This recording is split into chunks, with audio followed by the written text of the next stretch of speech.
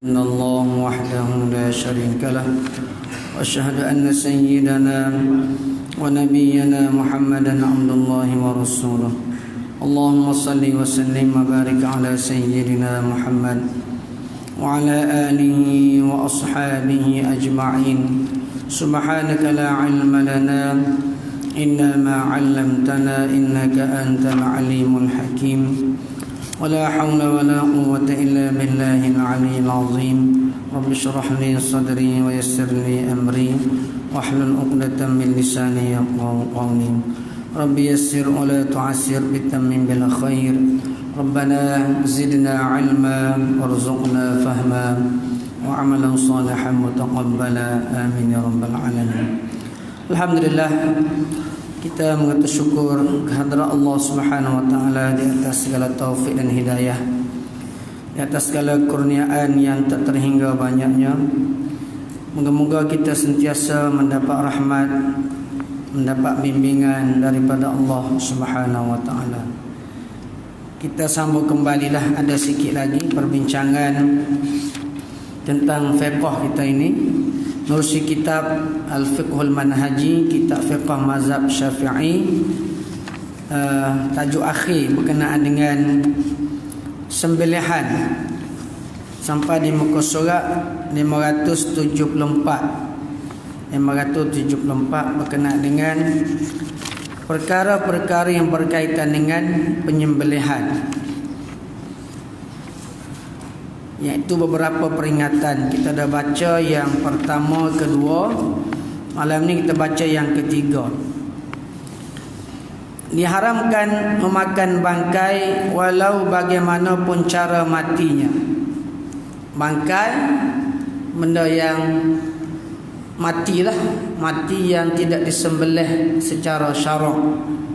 Walaupun dia disembelih tapi bukan cara yang dianjurkan oleh syarak, dia tetap menjadi bangkai. Sembelih dah, urat tak putus molek, tak putus kerak, jadi tak kira. Sembelih putus habis dah, tapi tukar sembelih tu bukan orang Islam, dikira bangkai juga. Hukumnya haram memakan bangkai. Bangkai takrifnya ialah haiwan yang dicabut nyawanya bukan melalui sembelihan yang mengikut syarak, sama ada ia mati sendiri, kita panggil mapu. Nak kabar-kabar mapu, sakit ke, kena katok kat orang ke, atau kerana seperti yang lain, dipukul, dicekik, diselam dalam air, mati lemas dan sebagainya.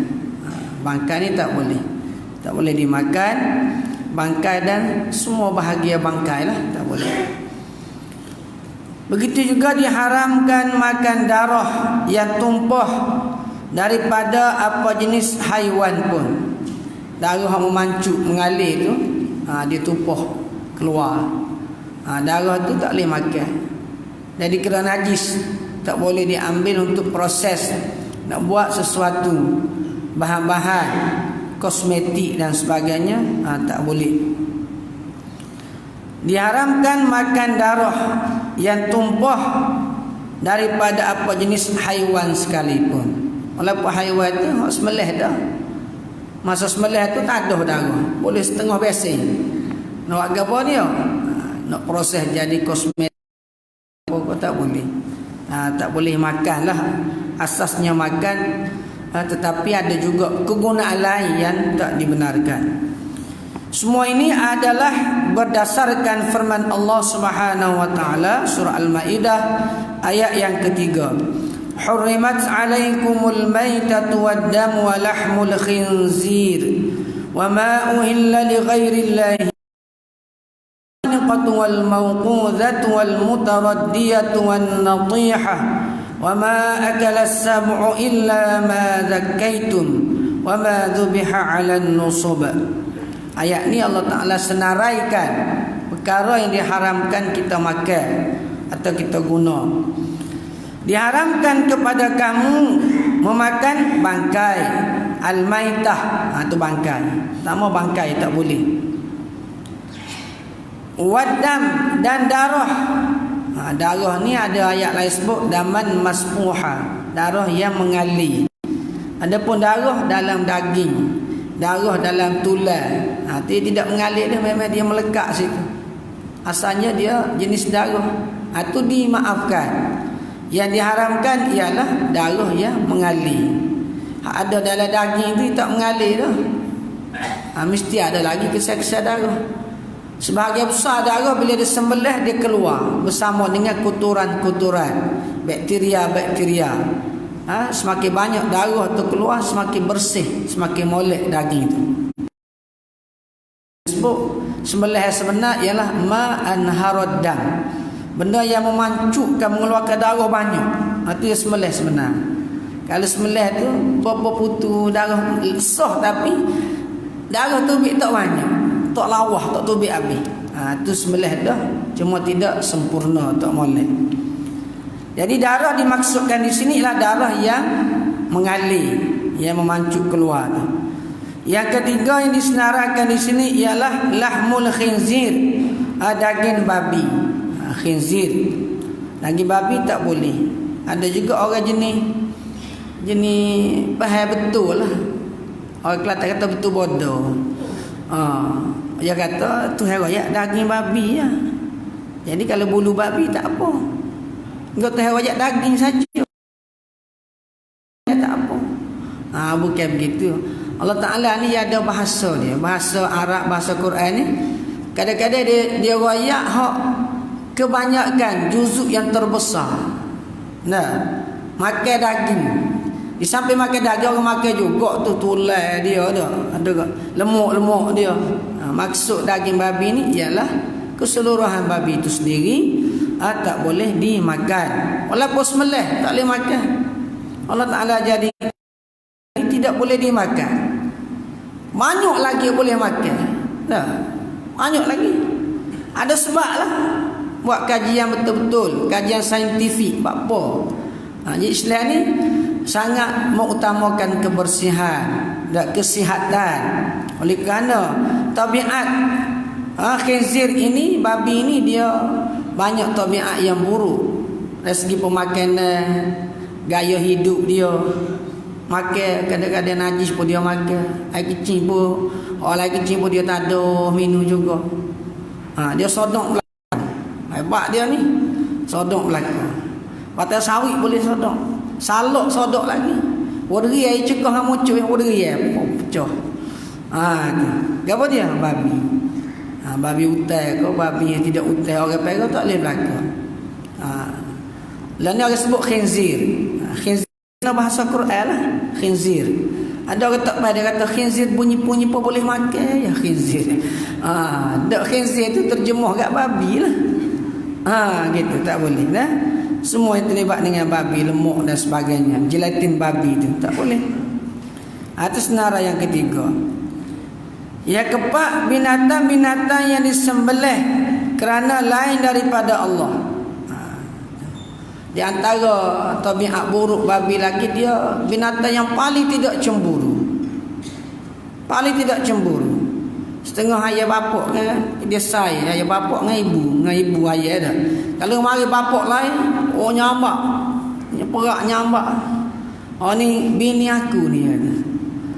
Kalau babi mari bapak lain, menak ke? Ambil patah aku pula. Dia tak ada cemburu. Tak ada cemburu. Jadi pemakan ni dia akan melahirkan tabiat. Orang-orang yang makan benda yang tak comel melahirkan perangai, tindakan yang tak comel. Sebab tu Islam nak kita makan benda-benda comel, benda-benda yang zat. Sebab tu dia guna istilah ya ayuhan nasu kulu mimma fil ardi halalan tayyiba. Wahai manusia, bukan hanya orang Islam. Allah Ta'ala minta seluruh manusia makanlah apa saja yang ada di muka bumi, mimma fil ardi. Makanlah, tapi pilih yang halalan thayyibah. Halal serta baik. Baik ini makna sesuai dengan keperluan kita. Baik. Cukup dengan untuk melahirkan tenaga, menghasilkan tenaga. Itu baik. Kadang-kadang baik untuk orang ni, tak baik untuk orang ni. Tak sama kadang-kadang. Kalau kita mengutamakan makanan halalan thayyibah, pemakanan sunnah, insya-Allah kesihatan kita terjaga. Tu perlu buat kajian lah, banyaklah kajian tentang khinzir ini. Setengah-setengah orang yang makan khinzir pun, makan babi ni pun, dia tak makan kepala babi. Sebab di situ terhimpun pelbagai jenis kuman-kuman. Kalau kita kaji dalam sejarah atas dunia ni, kerana berpenyakit, maka babi lah di antara binatang peliharaan yang paling banyak dilupuskan. Bila dia kena nyakit H1N1, dia penyakit kumai babi ni. Ada. Jadi sesemua babi. Banyak binatang ini bila kena penyakit, dia akan merebok sampai kena kepada manusia. Jadi bila dia merebok, oleh kerana kumai dia tu, sampai kalau direbus, dibakar dengan kepanasan 100 darjah Celsius pun masih tak mampu. Sebab tu orang-orang yang kebanyakannya dia tak makan kepala tu. Sebab di situlah terhimpun paling banyak kuman-kuman yang membawa penyakit. Kalau kita tak apa, kambing kan, apa zaman kita tengah berebut kepala kambing ni, tak ada kuman situ, berebut kepala kambing, makan otak-otak kambing tu. Tapi tak tebak lah kita makan otak kambing, dia tidak melahirkan sifat-sifat jelaka tu. Sebab dia binatang yang baik, binatang yang tidak menunjukkan perangai-perangai yang boleh membentuk perilaku manusia ataupun menyebabkan manusia ni jadi perangai buruk. Bokeh kambing ni kalau boleh pera dia, orang ni boleh menjadi pemimpin sebagai latihan kepimpinan. Jadi yang keempatnya binatang yang disembelih kerana lain daripada Allah. Itulah empat. Ikut binatang gapo sekalipun sembelih, bila berkongsi niat orang yang menyembelih atau niat tuai binatang sembelih orang lain, tapi tuai dia ni ada niat. Aku beli ayam putih ni dengan niat nak buat jamu atu. Ada. Lagi tok ni tepi-tepi sungai nak beranyuk. Macam-macam lah ada. Jadi tak boleh makan tu kerana ada niat lagu lain. Niat nak buat pomo. Tok pomo kata kalau nak sembuh anak awak ni kena sembelih ayam putih. Ambillah dia mau ayam tu, mau nak darah sikit je. Pak gapo darah? Pak jamu ke jemalah, jamu ke jin. Maka dia pun sembelih. Bismillah juga, bismillahirrahmanirrahim. Dia kata kita bagi dua lah. Darah kemu, daging aku. Kita bagi dua. Dia niat lagu tu tak boleh makan dah. Kita syirik. Sebab kita bicara pada awal lagi, az-zabhu ni ialah ta'abbudiyun, benda yang ta'abbud, ibadat khusus kepada Allah Taala. Tidak boleh kita ni kongsi. Nak jam atu orang faham di laut ni ada atu laut. Kalau kita tak jamu dia, meleh ubah seekor peranyuk laut, maka dia akan ganggu nelayan. Nak tu ke laut tak boleh, jadi lemah, jadi tak boleh ikan. Itu ajaran khurafat. Tidak begitu sebenarnya. Jadi setiap sembelihan yang ada niat berkongsi dengan Allah, maka dikira tak boleh makan. Jadi syirik situ, berkongsi syirik. Yang kelima, yang mati tercekik, belik tali tekuk mampu. Ya kena yang mati dipukul, nak katok pas apa mampu. Nak mau kaya ya, ambil batanya kepala ayam mampu. Jadi itu ya mati dipukul. Orang tak pukul tapi tu pukul kereta, tu pukul lori, tu motor duk main tepi jalan kan. Itu tak boleh makan tu, kecuali dia tak ada mampu lagi, dia sembelih tak apa. Yang mati terjatuh, dia main tepi leri bukit kau jatuh balik belok tegak ataupun patah tegak mampu. Tak boleh makan. Dan yang kena tanduk, ia balas sama dia, kena tanduk mampu. Serta yang mati dimakan binatang buas, Atau buah dia makan. Juga tak tekuk dengar makan. Makan separuh dia pun tinggal. Tu dia kata, oh mampu dah lembu aku. Tapi separuh lagi ada ni. Dia pun kerak buah hak tekuk rimah lah. Buat kelik jual 20 riyal sekilo. Daging murah dia kata. Jual bangkai lah tu tak boleh lah. Dimakan binatang buas. Kecuali yang sempat kamu sembelih. Kecuali illa ma zakaitum, yang sempat kamu sembelih sebelum habis nyawanya. Nyawa ada lagi. Kalau sembelih mampu dah tak boleh. Sembelih mampu dah pun ada. Orang yang temu-temu lembu pukul lori baru-baru tu ada kata kena pergi cari sodok ni, kena pergi pinjam sodok anak dara dia. Kita ke sodok nak kita tepi di pipi rumah kak, gali-gali kamu pipi sungai kak nak acu siapa sodok tak ada dah. Wak lagi kau orang nyabon-bonek kereta wak kelik lapa-lapa jual ada juga. Lepas tu nak seorang kata lembu tu sembelih, ni sembelih juga. Apa? Ni soyok habis sembelih sini, habis sembelih mampu. Manusia lah ni kadang-kadang dia tidak ada pertimbangan halal haram. Halal. Asal dia boleh biti. Inilah sifat manusia yang tidak ada iman, tidak ada keyakinan kepada agama, kepada Allah Subhanahu Wa Taala. Dan yang sembelih atas nama berhala tak boleh juga. Sembelih atas nama berhala, dewa-dewa. Dia sembelih makan tapi Bismillah tawal uzza, dengan nama Lata Uzza dia pun sembelih. Itu nama dewa berhala dia. Begitulah orang yang setengah kepercayaan agama-agama lain. Sembelihan ni ia berkait dengan penyembahan, nak sembah kepada dewa, kepada yang mereka anggap sebagai Tuhan ataupun perantara, maka tak boleh. Orang zaman itu banyak macam nazar ni. Kalau lah anak dia sembuh nyakit ni, nak pergi sembelih di kubur sikit-sikit. Kubur tak wali. Nak apa nak sembelih kubur tu? Itu tak boleh. Walaupun kita kata tu kubur tak wali, tak payah sembelih kubur, sembelih rumah kita. Nak sembelih pergi kata imam masjid. Jadi kalau gini niat-niat lagu tu masih lagi tidak jelas. Kenapa tu? Kenapa? Kalau kita nak buat kebajikan, kita kata tak apa nak ikut guru. Wika orang hidup lagi lah. Wika orang hidup ni dia sembelih, Allah orang hidup boleh makan. Ini nak sembelih dikubur orang sikit-sikit. Orang tu mati dah. Tak boleh, walaupun orang tu ada kepercayaan yang berkah lah. Jadi tak perlu dikubur. Tempat sembelih ni tak boleh atas kubur. Ini Allah Ta'ala senarai perkara-perkara yang terlibat dengan penyembelihan ni, bangkai dan sebagainya.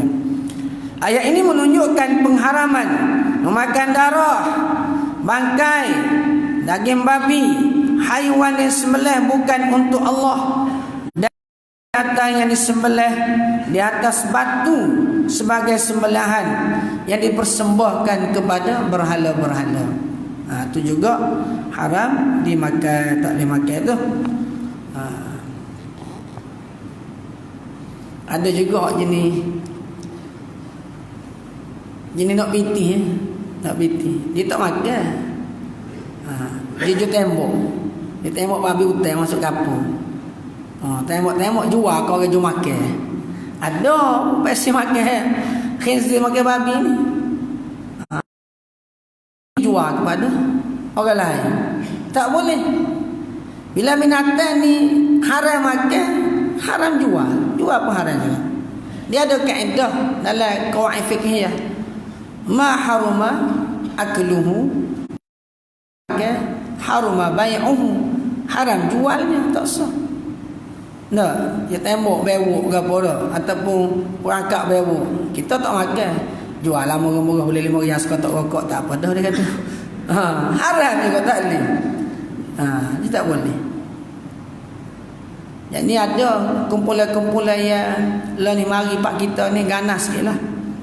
Lako semoga ni orang semoga dia boleh jumpa lah ni. Ganas sikit lah. Dia mari pak kita ni memang dia makan belako. Ada sejauh manusia makan belako. Tak memilih. Jadi Islam itu ada binatang yang boleh makan, ada yang tak boleh makan. Bila kita buat kajian apa tak boleh makan ni ciri-ciri dia. Habitat dia, mungkin dia menyebabkan mudarat, ada racun. Mungkin dia ni menyebabkan kesihatan manusia ni akan rosak dan sebagainya. Ada lakon tanya orang Tok Bali lah, orang lakon Semeru ni. Pendatang mari, kucing dia makan. Kucing orang pun dia sembelih. Temu ayam pun dia makan, anjing pun dia makan, bewok pun dia makan, babi sama telur lah. Jenis-jenis boleh makan ni tak tahulah. Jadi kita cukup bimbang lah dengan dia membawa satu penampilan seumpama itu sehingga boleh jadi orang muda ni teliu. Teliu apa sudah asuk bewok dia ni. Dia mau tu makan tak ada apa-apa. Ada kata orang Islam macam makan dok. Dia lain tak serupa. Islam ni dia tengok habitat tu juga. Walaupun nampak hampir sama dari segi bentuk rupa, tetapi bukan sama dari segi mulut tak sama, pemakanan tak sama, kehidupan tak sama. Jadi Islam ni amat teliti. Agama yang paling teliti dari segi soal menjaga pemakanan Islam supaya kita dapat hidup dekat keadaan harmoni, dekat keadaan baik. Setengah-setengah dia kata kucing banyak dah orang lepah belah lah. Tak ada arah nak tahu juga. Dia mau tolong mari makan ikut. Baik, seterusnya ada juga pengecualian. Bangkai dan darah yang dihalalkan. Bangkai ikan. Ikan ni tak sembelih pun tak apa. Kita terbuka kan. Mampu dah setengah tu. Kalau 2 hari tak dekat buka, banyak orang mampu pada hari itu. Tapi ikan ruai mampu pun sedap lagi. Dia panggil ikan busuk sikit-sikit tu. Jenis-jenis ikan bekok lah lisah benar. Ikan bekok lah kau topak. Ikan ngasai dan sebagainya. Ikan ni tak apa. Ikan mati dah. Temu ikan mampu. Gak kuat kita makan ikan mampu belakang banyak ikan ni. Ikan mati dah lah. Kita beli kedai-kedai ke jual dan sopik mati dah. Baru kita balik siap buat perut ke apa. Ikan tak apa. Bangkai ikan. Dan belalang. Belalang adalah bangkai yang dihalalkan makan. Belalang. Dulu ramai orang makan belalang ni. Dia belalang pun banyak je begitu. Kalau musim hujan belalang marah rumah. Kita tak payah kutip dalam baru. Pakai ambil botol kat kutik di dinding rumah atas tangga kutik boleh sebotol lah.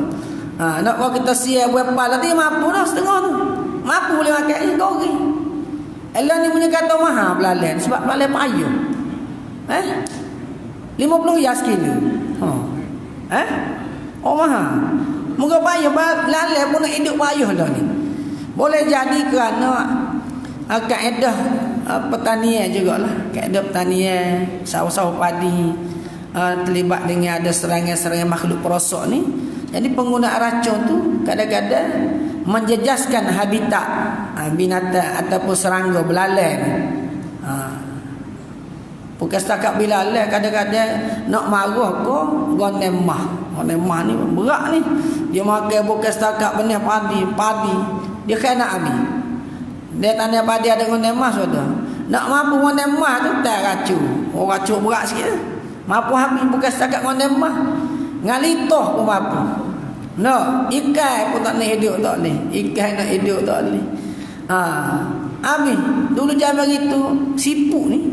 Orang tak beli kedai, orang pakai nak makan siput kat gibar ke kutik siput dah. Di celah-celah. Tengoklah. Celah padi je siput ni. Dan ni siput pun tak ada. Kenapa? Kerana keracunan. Bahan-bahan kimia racun. Jadi kena jagalah. Dari segi kaedah tu kena ke arah separuh organik dan sebagainya supaya boleh menjaga dia panggil alam lah, habitat-habitat lain yang juga sumber kepada kehidupan kita. Belalai-belalai ni. Buat kepala bila kita cabut kepala tu, kalau belalai besar cabut dengan perut-perut. Perut dia tu pahit sikit tak boleh makannya. Tapi kerana kalau belalai tu kecil, dimaafkan makan dengan perut-perut supaya dia pilih ya. Dia pilih. Bukan kata perut tu asal boleh makan. Oleh kerana dia nak siai kabili ni kan, nak boleh secopok tu sejar lah weh. Nak halus kabili. Juga belalai nak buat perut dia tu. Jadi dia maafkan pakai goreng gitu. Goreng buah-buah sayap, goreng sayap tak sedap pula nak makan. Nak ayatnya belalai ni boleh makan. Nah. Dia spesies yang hampir sama. Kalau ikan kan termasuk udang, ketai, spesies dia tu. Walaupun mampu dia boleh makan. Belalai ni, belalai macam-macam, boleh peruh besar ni. Orang itu kan cucuk lidi bakar pakai sate. Boleh peruh gigak macam-macam yang ujian-ujian kan. Nak boleh peruh ni. Alah ni tak ada dia makan nilai banyak sangat orang ni. Nak kalau budak-budak kita goreng belalai tak makan orang ni. Dia kata gapo dia ni. Orang makan kok ni. Jadi dari segi Islam boleh makan bangkai belalang. Seterusnya hati. Hati ni ialah asalnya darah juga, darah beku, tokok. Hati ni bila dia tokok dia telah nyah keluar dah. Benda-benda yang menyebabkan mudarat kepada kesihatan. Tu hati. Limpa juga sebahagian daripada darah. Limpa al-kabid wa tihal ini darah yang dihalalkan, darah beku. Sebab dia yang diharamkan ialah darah yang mengalir. Darah yang mengalir.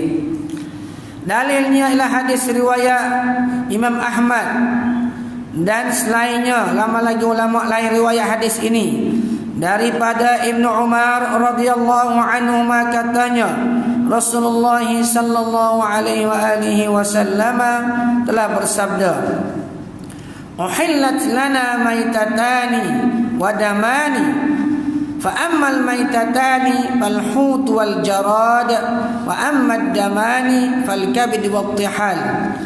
Nabi bersabda, telah dihalalkan untuk kita dua jenis bangkai.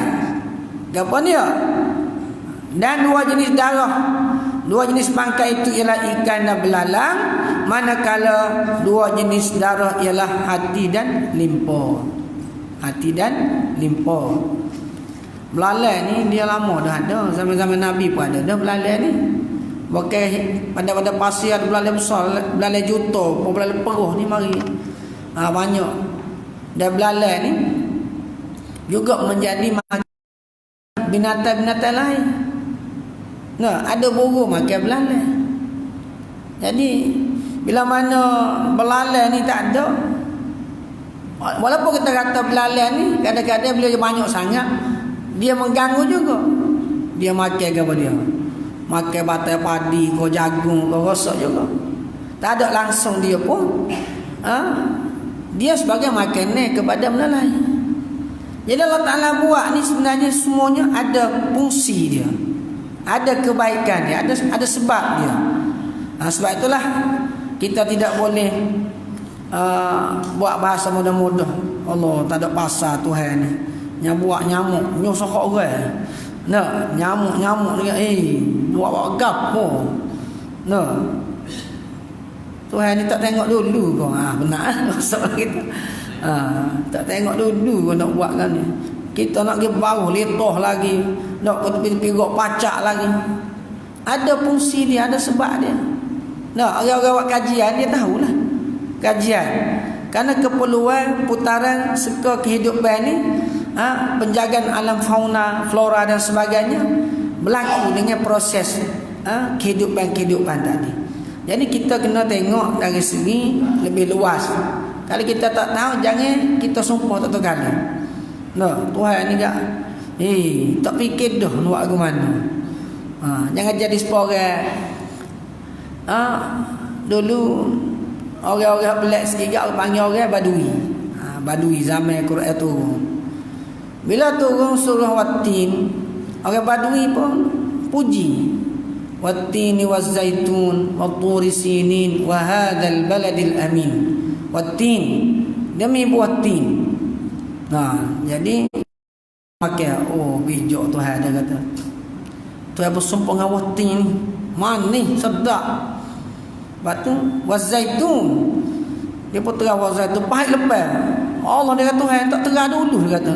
Terang kat dulu nak bubuh dia Quran. Dia kata pahit lepas bubuh juga dia kata. Tu orang Badui. Wattin ni walaupun pahit ni ada fungsi dia. Rawat teh penyakit dan buah zaitun ni menghasilkan minyak zaitun. Minyak zaitun ni minyak yang terbaik lah. Ya Allah Ta'ala puji dalam Al-Quran. Yakadu zaituha yudhi'u walau lam tamsashu nar. Lepas tu sebut zaitun ni ialah syajarah mubarakah, buah pokok yang berkat. Jadi ada kelebihan dia, minyak dia. Orang-orang yang kutu banyak pernah berlaku dalam kita sejarah dunia ni. Mereka pernah diserang oleh kutu. Baca dalam jenah-jenah ada sejarah mereka. Rakyat dia kena serang ke kutu. Pada zaman Nabi Musa mula, Al-Qummal wad-Dafadi'. Waddan kena serang kutu. Ni kata kutu apa kejanggut ada kutu. Tidur kat kutu, merayak atau jadi dia buat kajian-kajian.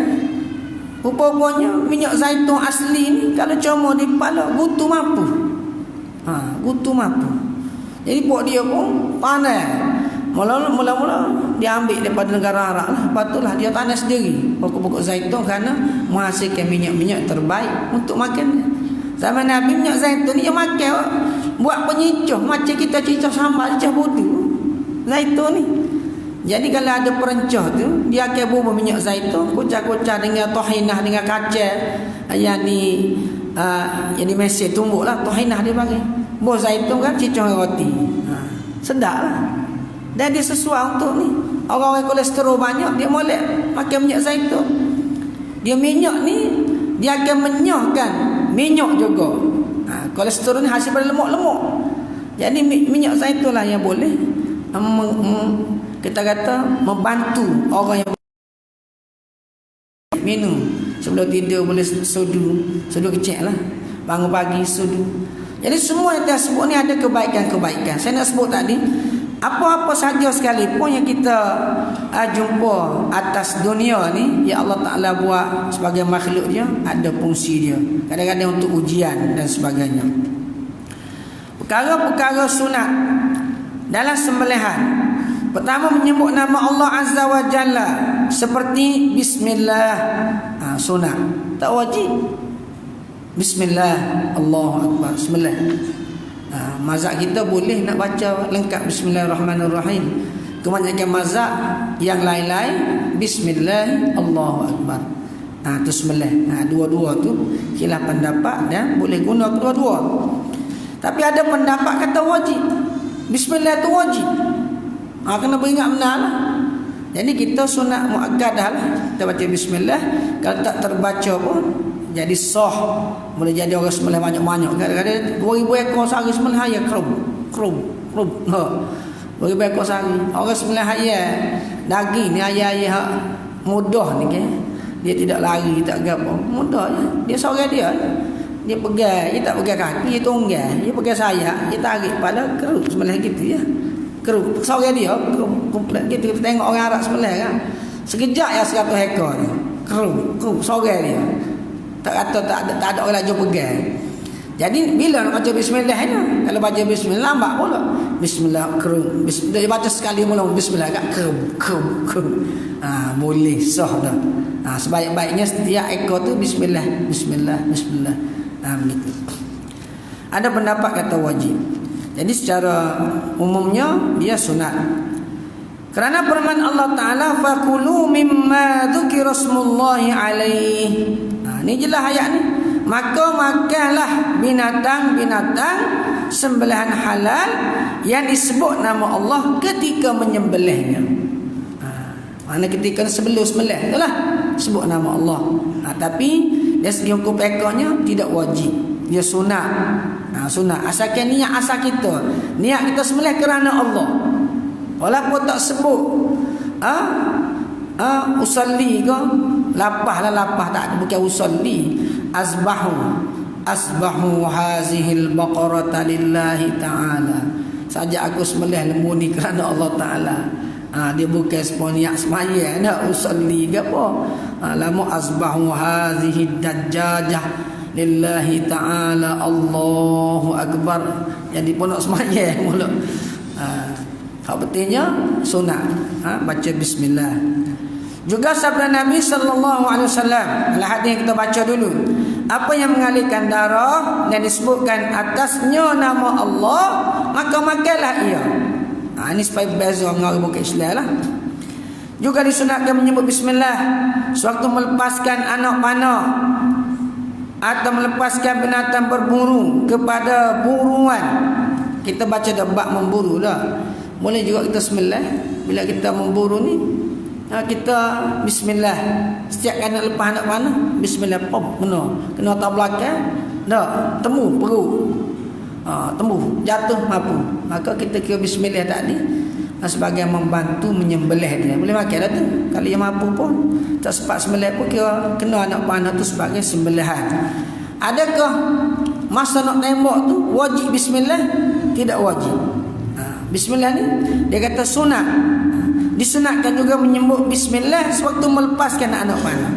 Dulu orang guna anak panah, lalu ni ada yang juga mengambil fatwa sah juga menggunakan senapang bedil itulah, asalkan dia melukakan atau melepaskan binatang berburu. Yang kita kata bicara baru ni sebelum ni bab al-kalbul muallam, anjing yang diajar buru, maka kita nak lepas dia bismillahirrahmanirrahim atau berbismillah. Sekiranya penyembelih tidak mengucapkan bismillah sewaktu menyembelih, sedangkan semua syarat sembelih wujud, maka ia tidak ada kesan sekalipun dikira sah, kerana bismillah dalam ayat Al-Quran dan hadis-hadis Nabi hanyalah sunat hukumnya menurut ulama Asy-Syafi'iyah. Mazhab kita kata sunat, cuma kena beringat jugalah ada mazhab kata wajib. Dan kaedah fiqh kata al-khuruj minal khilafi mustahabbun. Kita keluar daripada khilaf ulama itu sunat pula. Kita baca bismillah itu jelas molek lah, tak ada ulama kata tak sah. Tapi kalau tak baca bismillah, ada ulama kata sah, ada ulama kata tidak sah. Kalau kita baca bismillah, kita mengeluarkan keadaan daripada khilaf. Itu digalakkan, dituntut. Yang kedua, memutun urat wadajaini sewaktu menyembelih urat merih, urat tepi ni. Itu sunat. Sunat dia inilah membantu penyembelihan yang sempurna, keluar darah banyak. Urat ini ialah urat di tepi batang leher mengelilingi halqum. Keduanya juga dinamakan al-warid. Al-warid ia disunatkan kerana akan menyegerakan keluarnya nyawa. Darah keluar banyak, dia cepat mati binatang tadi. Wa nahnu aqrabu ilaihi min hablil warid. Saya kata dari sini kita tak boleh berasa jauh kata. Wa nahnu aqrabu, kami lebih dekat daripada seolah-olah orang tekak kita dengan kita. Kita dengan Tuhan ni dekat. Dari segi pengawasan Allah Ta'ala setiap masa, setiap ketika.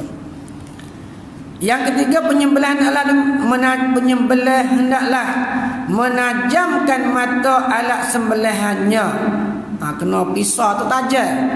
Dan hadis Nabi sallallahu alaihi wasallam, innallaha katabal ihsana ala kulli syai', fa idza qataltum fa ahsinul qitlah wa idza zabahtum fa ahsinuz zibha wal yuhidda ahadukum syafratah wal yurih zabihatah. Artinya sesungguhnya Allah telah mewajibkan berlaku ihsan, buat baik di dalam semua perkara. Bila kamu membunuh, maka perelokkanlah pembunuhan. Sembelih molek.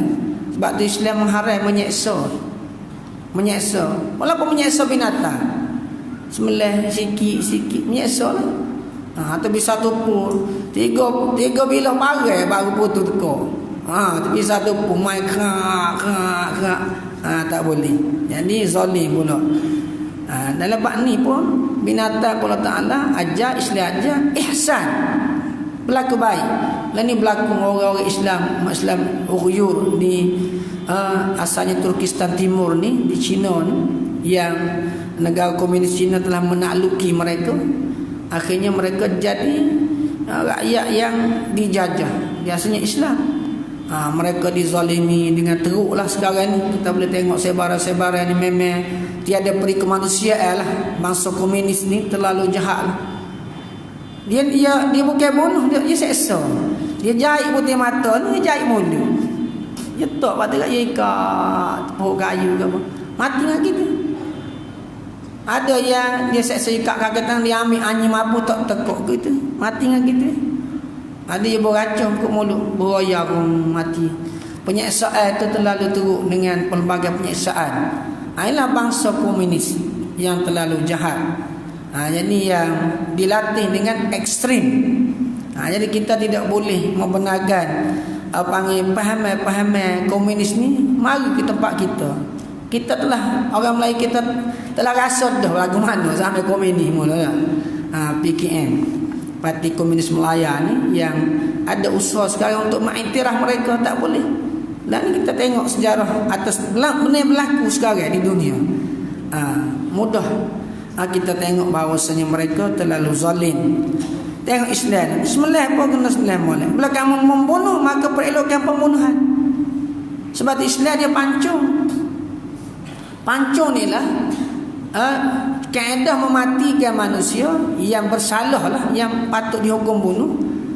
Yang paling baik, paling cepat, tak, 2-3 saat putus juga, tak ada apa-apa. Sudah, dia mati dah, tak ada sakit dah. Lalu gantung, hukumnya gantung dengan tali ni, dia jelani dah 2-3 minit baru mati. Zaman dulu pernah siapa 5 minit, siapa ada setengah jam baru mati. Seksa. Nah, apa tak lagi guna kita tengok dalam dunia ni pelbagai kaedah mematikan orang ni. Ada guna elektrik, ada guna selai, ada lain, ada macam-macam lah kaedah mematikan orang ni. Maka cara Islam cara terbaik. Dia tak tadi putus dah tu. Terbaik. Nampak macam zalim, tak zalim. Orang buat kajian dah cara pembunuhan. Nah, mati berlaku, tapi kaedah mana tidak menzalim. Islam kira berlaku. Fa iza qataltum fa ahsinul qitlah. Bila kamu nak membunuh, bunuh boleh. Masa perang kau apa, tidak boleh pakai cicak-cicak dah. Tetap mati. Sebab tu haram muslah ni macam Sayyidina Hamzah, buat saudara Nabi, lepas mati syahid dalam perang Uhud, maka dia dicincang, dibelah dada dan sebagainya. Itu tidak boleh dalam Islam. Kalau mati kan kita selenggarakan dia lah, kita ke bumi kampung dia, tidak perlu kena cucai, kena apa pula. Bila kamu menyembelih, perelokkan sembelihan. Dalam penyembelih itu menajamkan mata alat sembelihannya. Kena tajam. Dan rehatlah binatang sembelihannya. Kena perehat. Makna apa? Kita tak boleh lepas sembelihan ni, tali ngikat tu kena buka biar dia lepas, boleh menolak keluar darah-darah tu. Rehat. Kalau kita tak rehat, tak mana tak comel lah. Ini kena tengok molek ni. Ramai orang sembelih ni, terutamanya pusat-pusat penyembelih banyak-banyak. Kadang-kadang tak ada mampu molek. Sembelih pun lepas dalam raga dia. Mampu sekali gitu. Dengan lemah dengan gapo. Memang dengan sembelih tapi cap dengan lemah. Dia tak ada nak molek. Kadang-kadang lepas dalam nulan. Nah, ada juga berlaku kadang-kadang. Lepas pak ni pusing je. Nak buat bola. Kawan ni tak mampu lagi, tak mati lagi. Jadi tak boleh.